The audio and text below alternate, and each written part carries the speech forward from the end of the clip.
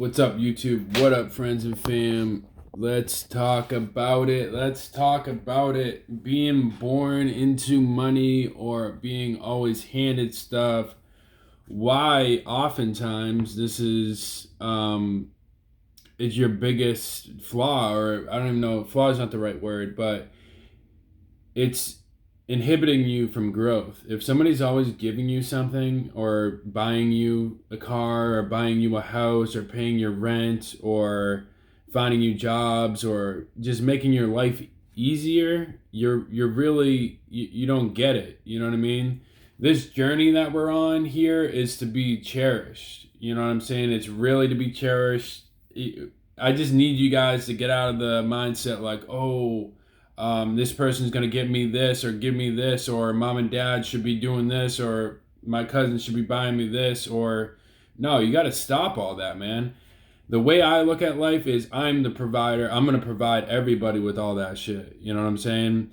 I'm going to provide it to the right people, the people that I don't, I don't like when people expect me to do something. Oh, why didn't you get me this? Blah, blah, blah. You know what I mean? I hate that bitch ass philosophy. I really fucking do. But that being said, the people who have been born with money, you'll see, or they just give them money throughout their lives, you'll see that inhibits their growth. In my example, I grew up in the suburbs, white family, whatever. I never had to work for anything up until I got out of high school.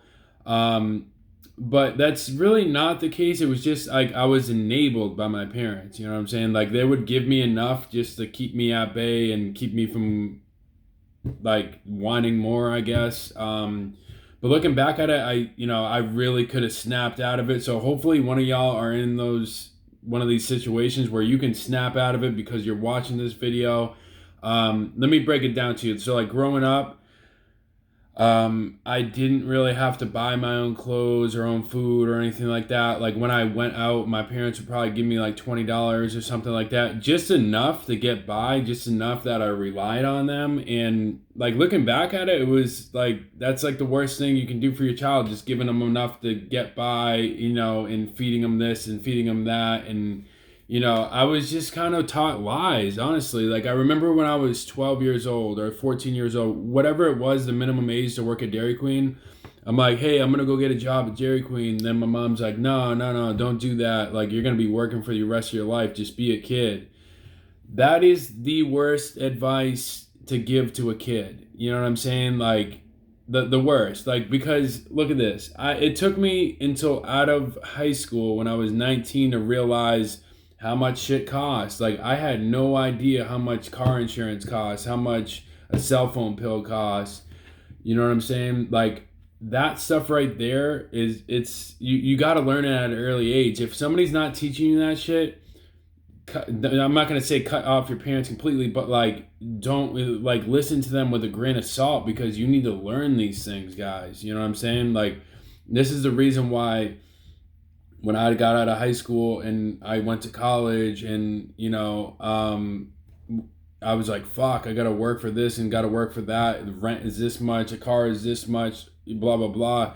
Like, I started going crazy, man. And like that craziness of like just being so, what's the right word? Just being so,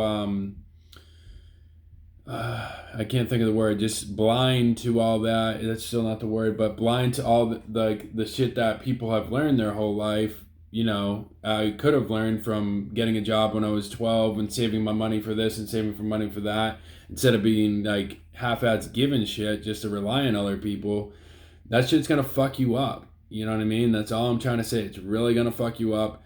I didn't grow up in like a rich family, but it was like a middle class family. Like I said, like my parents would give me enough stuff just to like kind of get by and just to like not want to work.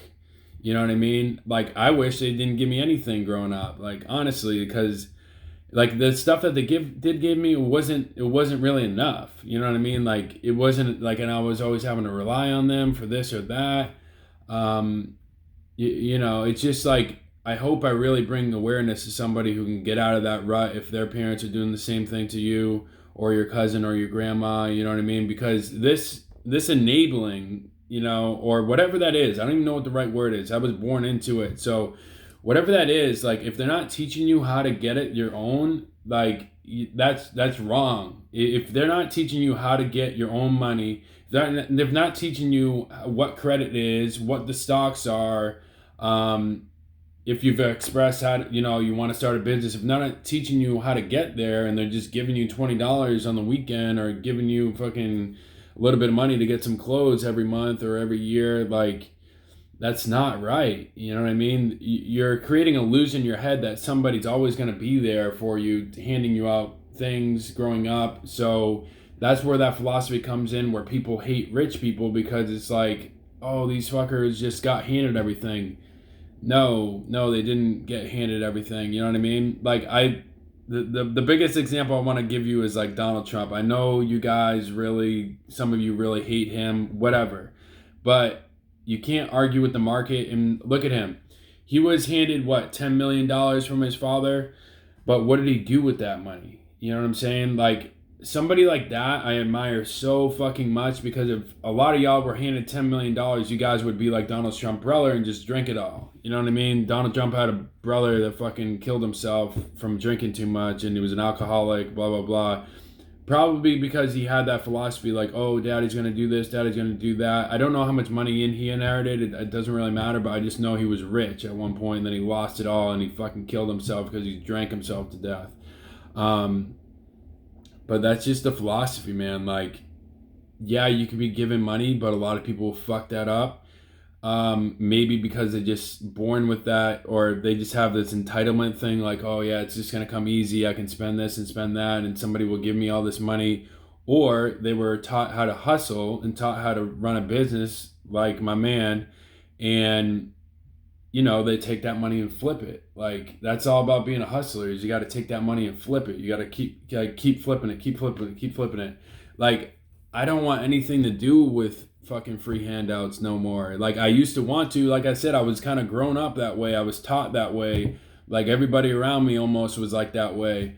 So we're just taught, like, enablement, like enablement. That's why there's such a wrong with society. Why do you think so many people are just collecting these checks and just waiting around like, oh, the government should be paying us for that, paying us for this?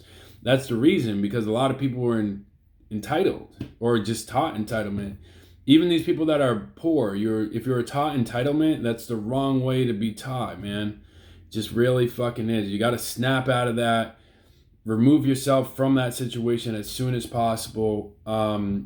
So when I finally got to college and started learning all these things, I was so fucking blind and so not ignorant, but I just can't think of the word. But once I started reading the Steve Jobs book, Steve Jobs went through something very similar with his parents. His parents were like, I guess they were similar class, or, whatever you call it. The fucking, I can't think of the word.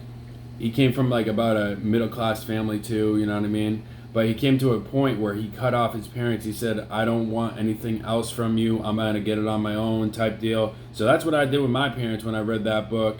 And I was like, dude, like, because they kept like, giving me $20 when they wanted to. It was a mess, dude. It was really a mess. Like, I'm not saying I'm ungrateful for my parents, but they could have taught me how to make my own money a lot faster, a long fucking time ago, a long time ago. So that's the number one thing I want to teach my kids, is how to make their own money, how to start their own business. Like, ever since I've realized I could start my own business this year, it's like, it's fucking crazy, man. If I started this when I was 15 or whatever, 20, if I started this when I was 20, or even when I was 23, after I met my climbers and shit like that, I would be like, oh yeah, I'm just gonna start a business now. Even 23, I'd probably have $1 million in the bank account right now. Like, I'm not capping at all. I'm a little bit more mature now. Maybe I would think I would though. You know what I mean? Honestly, because the amount of progress I've made in 1 year I've had in my business is fucking crazy, dude. Like, it's just night and day motherfucking difference. Like, just, it takes a while to get to this point though, but if you can snap out of it and just become the provider instead of always wanting to be provided for, that's what it's about, being a man. You know what I mean? People should come to you. You know, if you want to be a boss, you got to start acting like a boss. You got to start doing things that bosses do. You need to start investing in yourself. Stop waiting for somebody else to invest it for you.